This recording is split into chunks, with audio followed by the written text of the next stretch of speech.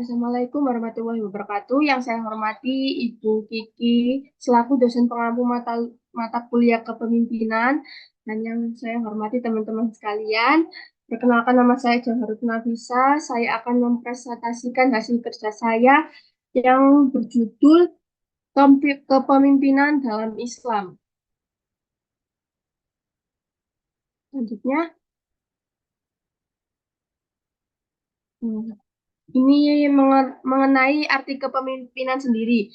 Kepemimpinan mempunyai arti penting bagi seorang pemimpin, di mana kepemimpinan itu merujuk kepada perencanaan, pengelolaan, pengontrolan, dan pelaksanaan dalam suatu kegiatan di sebuah organisasi atau perusahaan. Kepemimpinan dalam Islam sangat dibutuhkan, mengingat bahwa Islam adalah agama yang Allah Subhanahu wa Ta'ala ciptakan yang sangat mulia, sehingga dalam Islam dibutuhkan pemimpin untuk umat manusia demi tercapainya tujuan bersama. Islam juga mengajarkan bahwa dalam memimpin, hendaknya pemimpin memiliki kemampuan serta kecakapan ilmu pengetahuan, baik dalam agama maupun dunianya.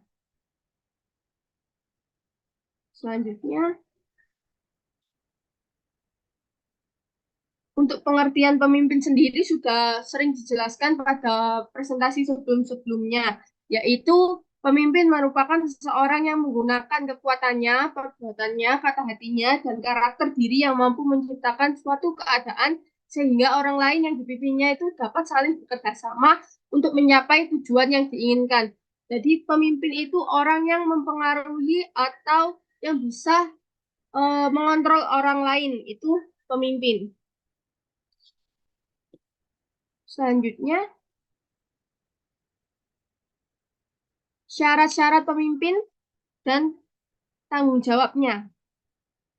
Yang pertama, syarat-syarat pemimpin ideal yaitu bertakwa terhadap Tuhan Yang Maha Esa, memiliki inteligensi yang tinggi, memiliki fisik yang kuat, berpengalaman luas, percaya diri, dapat menjadi anggota kelompok, adil dan bijaksana, lalu tegas dan berinisiatif.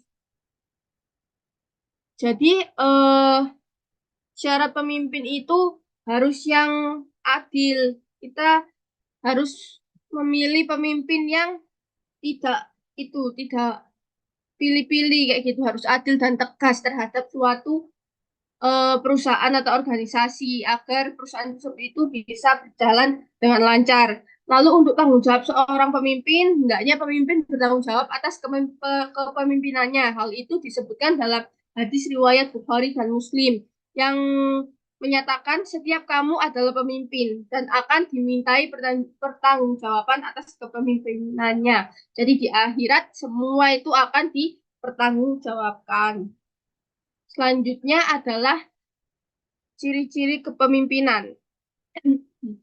Nah, ciri-ciri pemimpin Islami yang pertama itu memiliki pengetahuan dan kemampuan yang cukup untuk mengendalikan lembaga atau organisasinya dan memfungsikan keistimewaannya yang lebih dibanding orang lain terdapat di dalam surat Al-Baqarah ayat 247.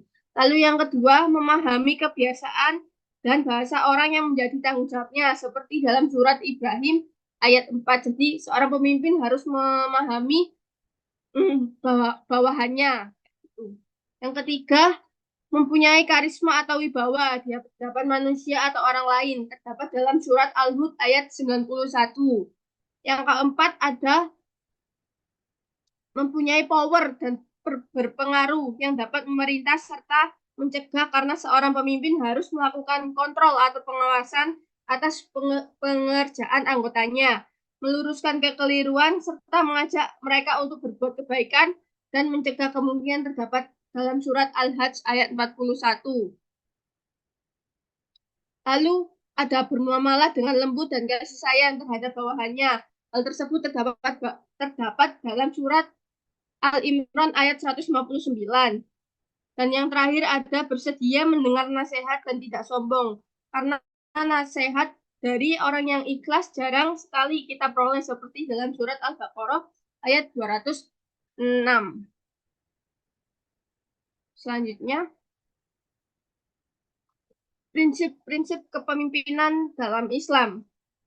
Sifat kepemimpinan yang pertama adalah adil.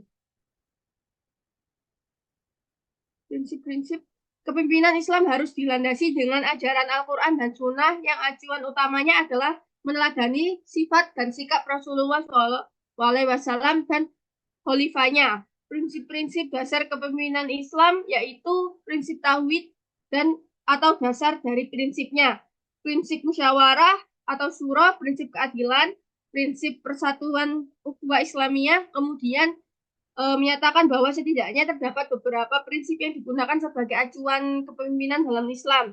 Dalam hal ini lebih dikenal dengan kepemimpinan Islami, yaitu amanah, musyawarah, tanggung jawab, dan tidak berat sebelah atau adil. Selanjutnya adalah sifat kepemimpinan Islam. Nah, sifat kepemimpinan Islam ini ada 4. Yang pertama itu adil, yakni sikap memperlakukan sama rata dalam hukum bagi setiap orang. Seorang pemimpin hendaklah bersikap dan berbuat adil kepada seluruh anggotanya. Sifat yang kedua ini istiqomah. Seorang pemimpin yang istiqomah memiliki sikap menghargai waktu, disiplin, tanggung jawab, tidak menunda-nunda pekerjaan, dan sabar dalam pencapaian tujuan kepemimpinannya. Jadi seorang pemimpin itu harus bersikap tegas lah intinya kalau istiqomah dan tidak pelin-pelan gitu. Lalu yang ketiga adalah terbuka, yakni dimiliki seorang pemimpin terbuka terhadap lingkungan, baik internal maupun eksternal. Seorang pemimpin harus peka terhadap lingkungan sekitarnya agar bisa melihat bagaimana keadaan anggota-anggotanya.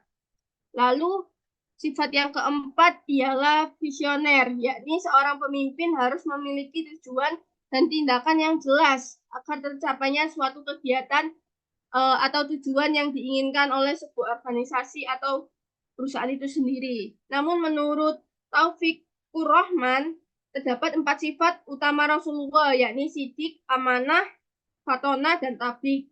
Sidik itu berarti jujur dalam perkataan dan perbuatannya, amanah berarti dapat dipercaya, lalu fatona berarti cerdas dalam mengelola masyarakat, dan yang tablik berarti menyampaikan segala macam kebaikan kepada rakyatnya. Baik, terima kasih. Sekian presentasi dari saya. Wassalamualaikum warahmatullahi wabarakatuh.